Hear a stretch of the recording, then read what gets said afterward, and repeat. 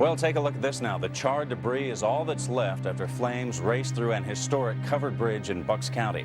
Now, the bridge was a link to a different century, a link investigators say was destroyed by an arsonist. Firefighters raced to the scene, but it was already too late.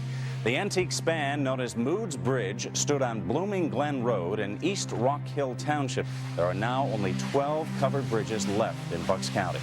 And it's too early to tell if Moods Bridge will ever be rebuilt. So far, there are no suspects or motive.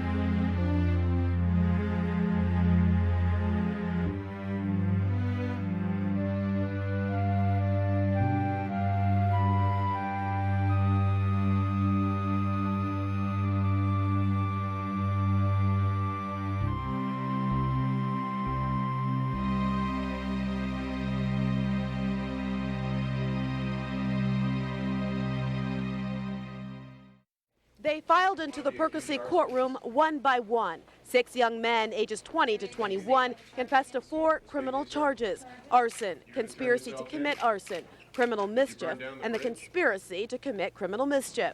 Well, what happened is the bridge was totally destroyed. I mean, these 6 young men took it upon themselves to take a beautiful Bucks County bridge and turn it into ashes, and that's why they've been charged with this. Court documents reveal the 6 Bucks County men: Vincent Stout, Daniel Widener, Benjamin Racenes, Joshua Nasso, and Kevin Horiff faced the charges after setting fire to the Moods historic covered bridge back in June. They took a bridge that was built in 1874 that was really an artifact to our past, our unique past here in Bucks County, and they destroyed it. One detective in the case says it was likely a prank that exploded into an inferno. Police received several tips from the community. They first tried rubbing alcohol. It did not work, and they came back later in the evening and started the fire. With newspapers and gasoline, the 6 face up to 20 years in prison.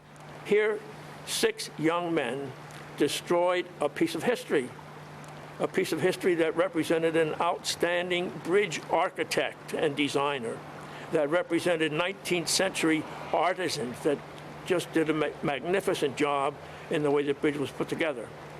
And unfortunately, they did not have that kind of value structure that said we ought to preserve this. We understand they did it as a prank. That is simply not a prank. It's an outright injustice against all of the community, everyone that cares about historic structures. We work for a nonprofit organization called the International Institute for Restorative Practices. We conduct, among other things, these restorative conferences.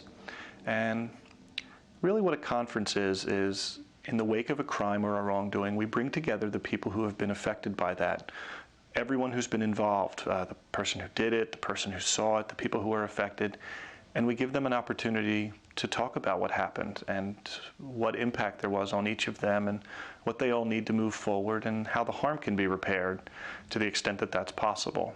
So Bob and I were assigned the task of facilitating the Moods Bridge Conference. We knew this was going to be a big conference. There were 6 offenders involved and some number of community members we knew we would want to invite. That could be anywhere from 2 to 26, so we weren't sure at the beginning. To make this a little easier, we decided that we would split the work up. I would talk to the offenders and their family and the people close to them, and Bob would talk to the victims, affected community members, and try and get them to attend the conference. This included going to their house, making phone calls, and getting in contact with people, giving them the information so they could decide whether or not this is something they want to do. I was hoping to have a chance to come out and actually meet with Ben and yourself and Robert face to face, just to talk about what to expect, answer any of your questions. It's sometimes a lot better to do it in person. So when I go to meet with the family for the first time, usually they're really nervous, I'm nervous. I'm going into a household where something really stressful has just happened. So people are upset, and I'm meeting them for the first time and trying to introduce them to this process also that they probably have usually never had any experience with before. So there's a lot of just unknowns.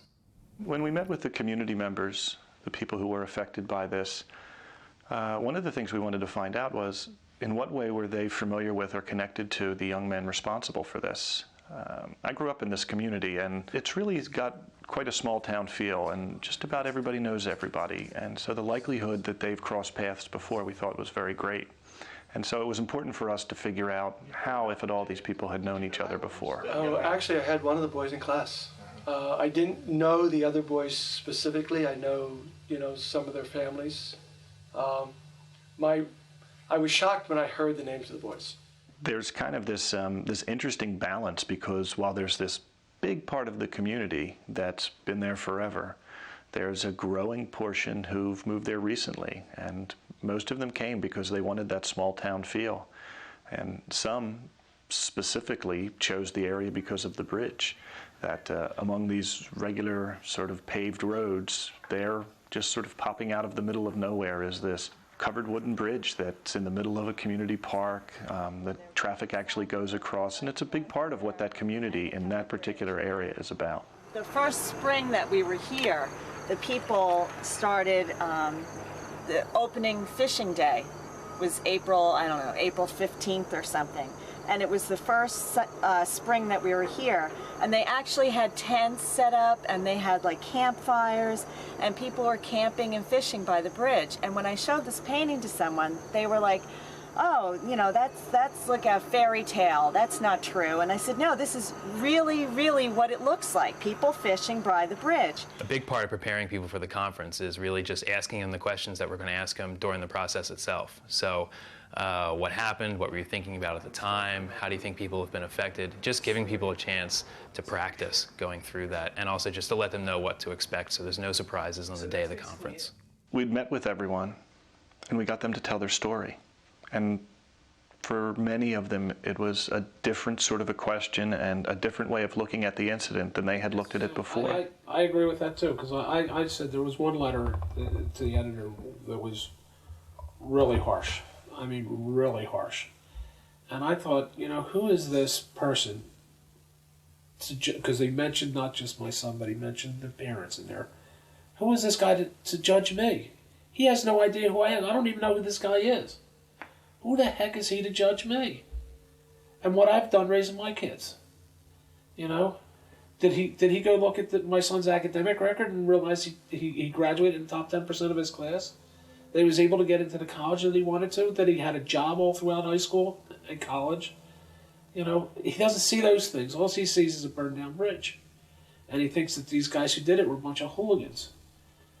They're not.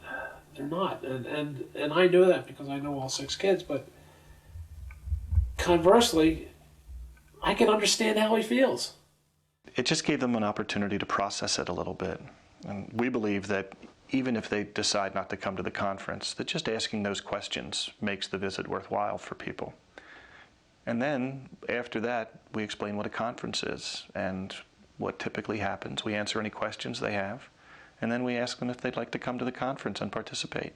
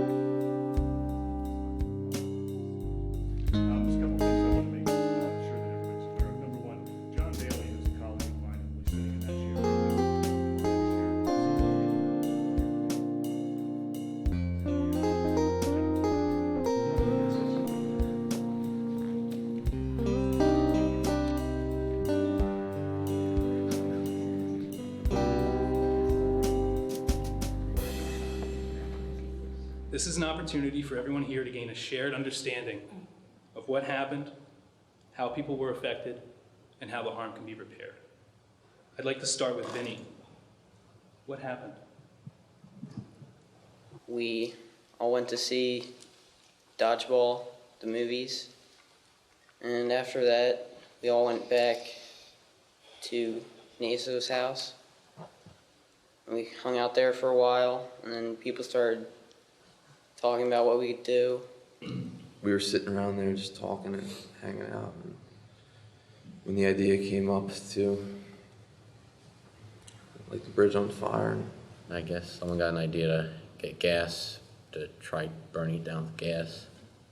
and we met back up. We went down to the bridge again and lit it on fire. Tried to stay calm. But I mean, we were all flipping out. It's pretty clear what we had done, how big it was. What were you thinking about at the time? Until that moment when it lit on fire. Didn't really think it was ever going to happen, and definitely didn't think about anything that was going to happen after the bridge got on fire. I guess up until that point, it was more like the act that we were thinking about. And once it caught on fire, you just start thinking about, what did I just do, and what's going to happen to the rest of my life? After it lit, like the whole realization of what we had just done had like surfaced.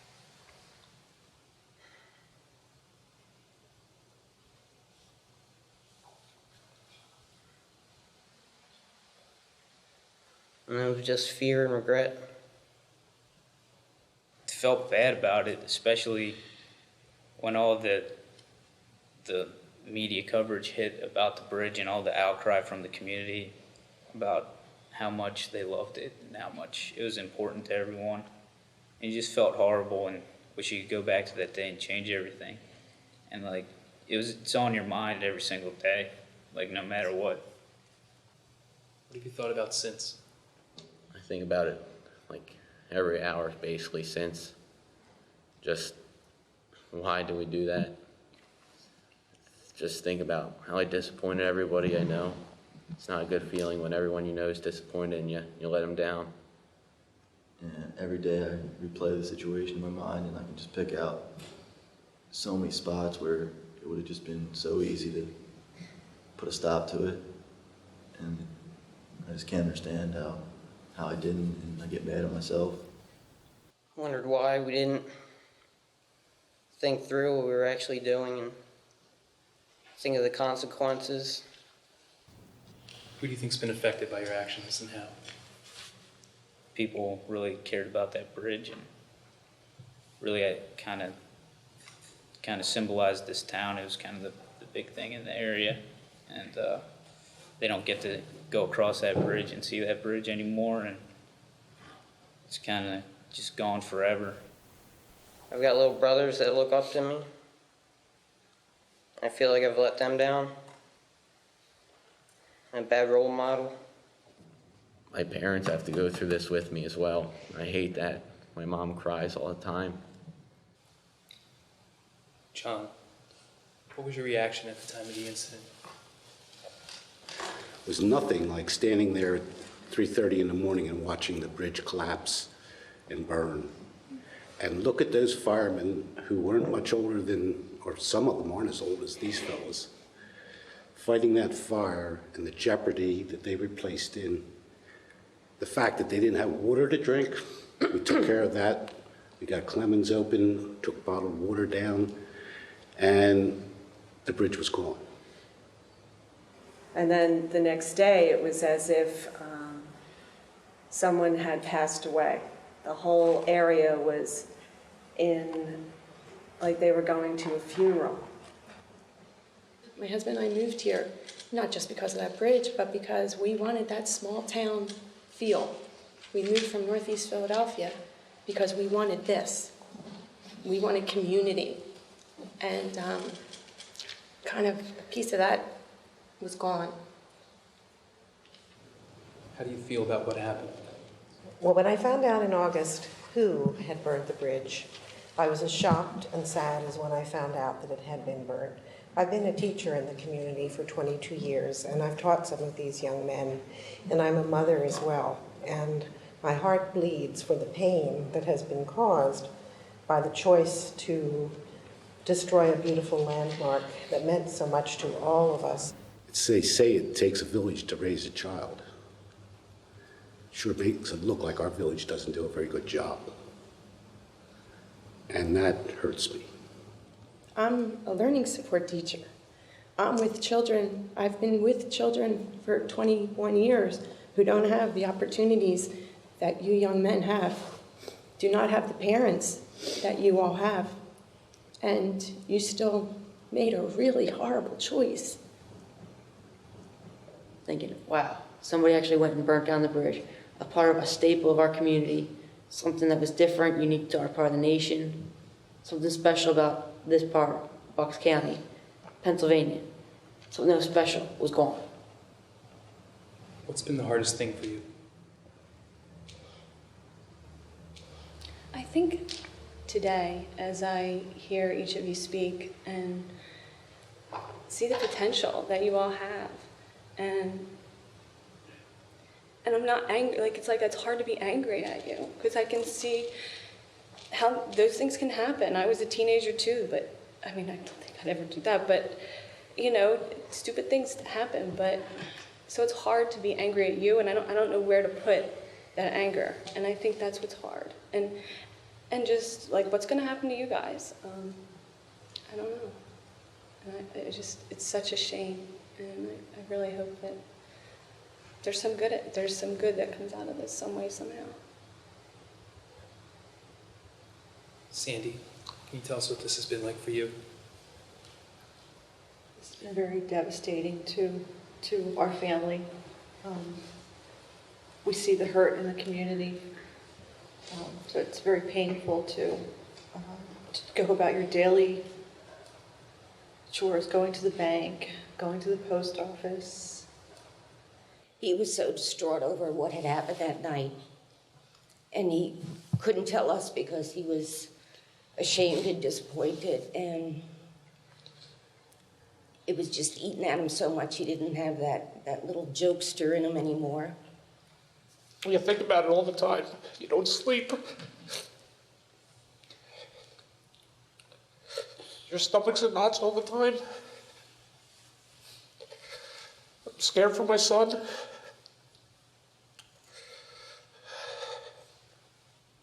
You think, did I do something wrong? How come my son couldn't make the right decision? I know all these guys. Why can't one of them step forward and say, this is wrong, guys, we can't do this? You do think about it a lot, obviously, every day, and maybe I wasn't helpful for Dan at some point.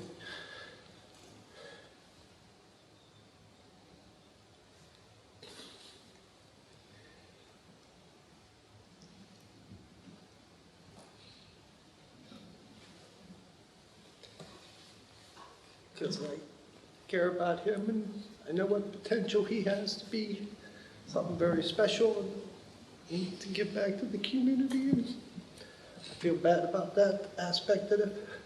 I could have done something that would have helped in the matter. I thought juveniles, and I thought it was going to be the kids that are always in trouble, did something like that.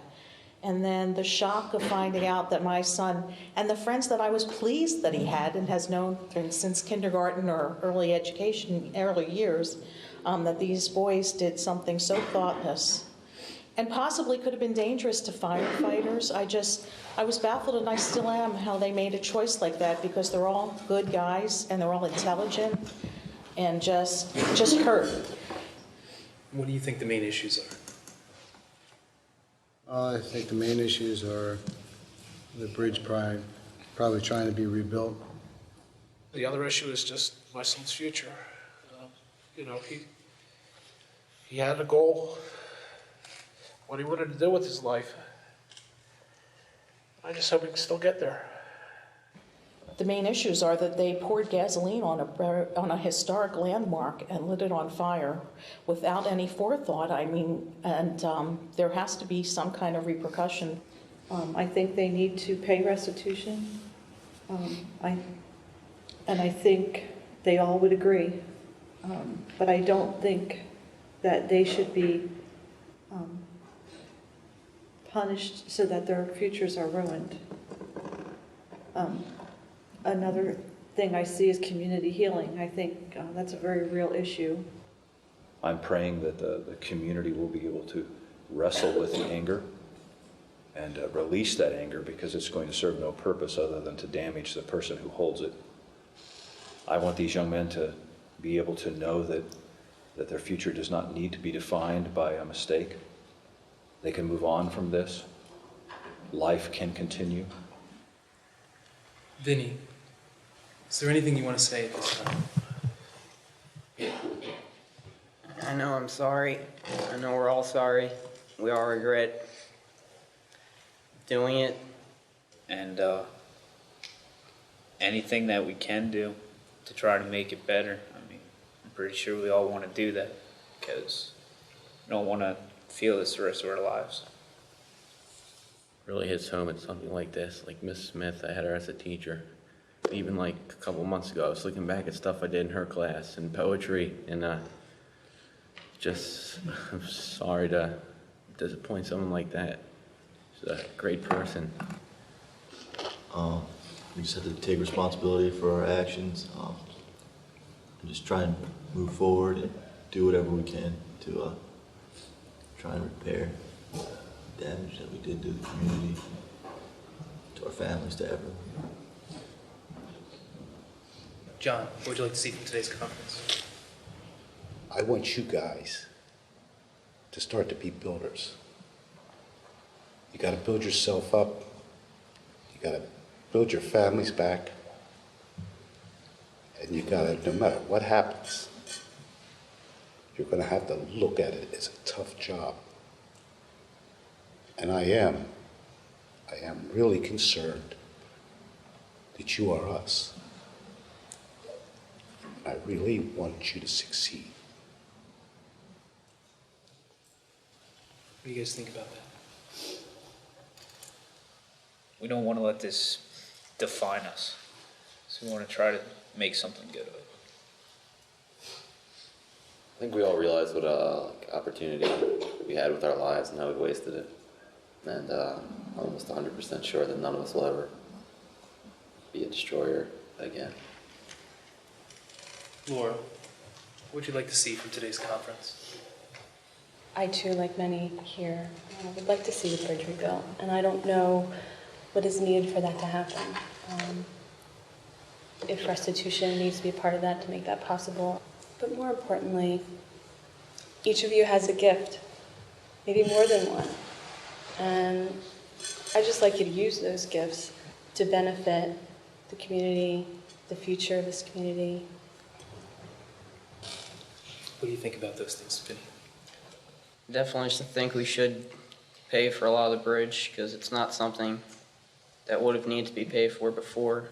We definitely were the ones that got rid of the bridge, so we should be the ones responsible for kind of putting it back.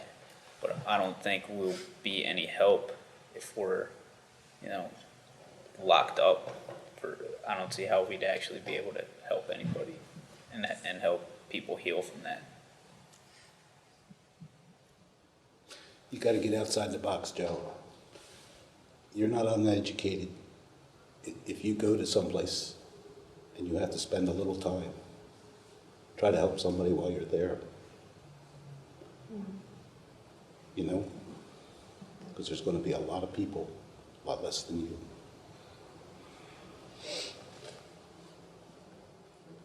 And what I would like to see is that you have to spend man-hours rebuilding the bridge.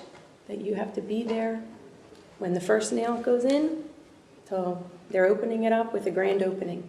That's what I would like to see. What I'd like to see come out of the conference really has nothing to do with the bridge. I think that there are 6 families here, there's 6 young men here, and they're never going to be able to return the support of their parents, their families, but they need to spend their lives working to do that. That's got to be with you guys forever. Before I close, I just want to provide anyone else with a final opportunity to speak. Is there anything anyone wants to say? I just want to thank everyone for participating in this and giving us this opportunity to share our thoughts, and for you also to let us know how you're feeling. I would like to say to all the boys, my son included, you heard some very wise things said today. I hope you guys actually really take in and use that wisdom, really put it to work and appreciate the words that were given to you. I want to thank everyone for their contributions, working through the issues toward a better understanding of what's happened.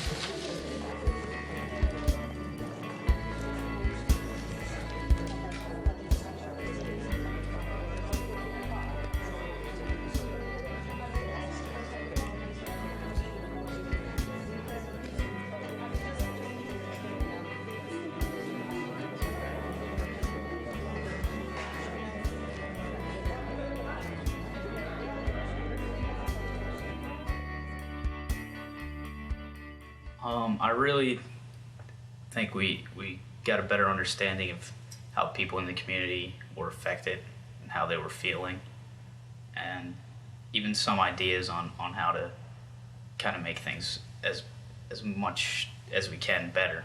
I think I feel a lot better about it having met the boys and having been able to speak with them. And I got to see that there were people out there that weren't just like all the letters that I was reading in the newspaper. They basically made it seem like we should just go straight to hell. People were, open to hearing our side of the story and trying to fix things, make things right, rather than just throw the book at us. I'm relieved that the men were remorseful, that they didn't say, why. Of course, they burnt down the bridge, but they did show remorse, and that was something I wasn't expecting. I didn't think that they would have any conscience about it. It was not the most comfortable thing. It really hasn't never been the most comfortable thing for me talking about this at all.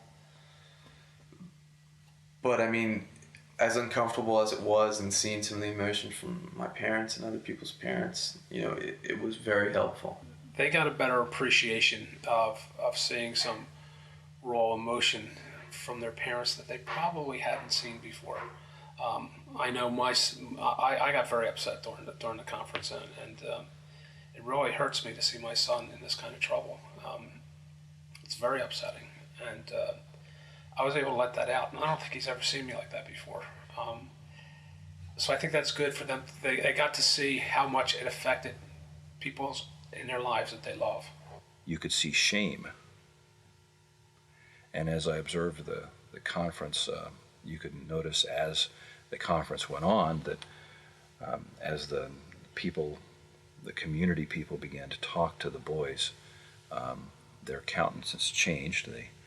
They began to feel better about themselves. I think on both sides people changed. I think we went in there kind of almost a little angry at the people who kind of wanted us to go to jail, or maybe kind of resentful that they were saying these hateful things. And I think coming out of it, I felt almost sorry for them and a lot more remorseful for what we had done. Not that we didn't feel remorseful already, but even more so. And to the same extent, I think they kind of came in a little angry at us, or a little more, I guess, spiteful of what we had done, and they kind of left realizing that we were human and that we were sad for what we had done, and we did feel bad. I do feel that people changed, because I'm sure, like me, the other citizens have shared with people they know what happened that day and how we were affected by the mothers' and fathers' reactions and the boys' disclosures of what happened. And I think it has somewhat softened the edges of what was a very rough event for this community. I think it's allowed us to see that these were human beings who did this, and that if we're going to go forward and have healing in our community, we have to go forward with a sense of forgiveness and not revenge. It was August when they confessed to setting fire to the Moods-covered bridge in East Rock Hill Township. Wednesday, they walked out of the courtroom in handcuffs on their way to jail. After hearing the sentence, all 6 of the men's families embraced outside the courtroom. We're pleased with the sentence. We think it was a fair sentence. I think they've learned their lesson. I don't think jail serves any purpose for them individually. I think if you saw how they reacted and how they handled this, I think all of them were extremely remorseful.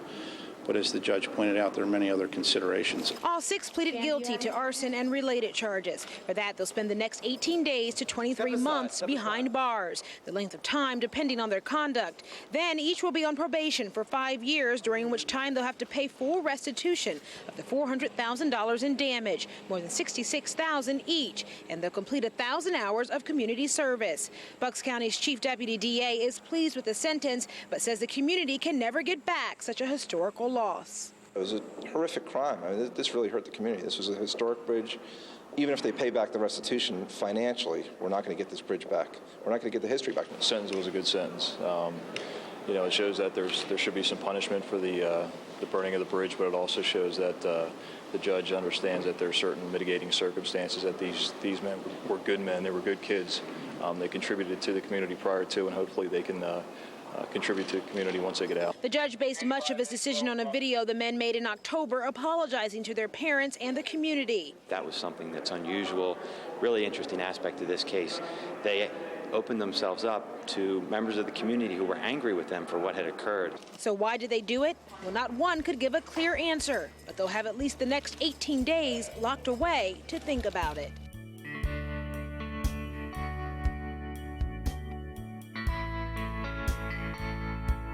To the community, I would like to apologize for burning down Moods-covered bridge. I'm writing this letter of apology towards the end of my 18-day sentence. I wish I could offer up a reason as to why I did what I did, but I cannot. None of us grasp just how horrible and serious what we were doing was, and that is truly inexcusable for 6 20-year-olds. Every waking moment since that horrible early morning of June 22nd, I've regretted what I did. I was scared and ashamed of what I did and how I hurt so many people. I did not realize not only the historic value of the bridge, but also the sentimental value it held with all of you. Over the past months, I've been able to speak to many of you and hear your stories about it. I realize now that the bridge was part of your lives, almost a member of the community in its own right.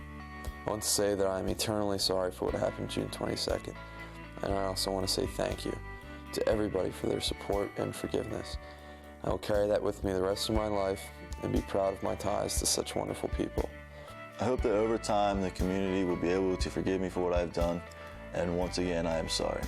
Sincerely, Josh Nasa.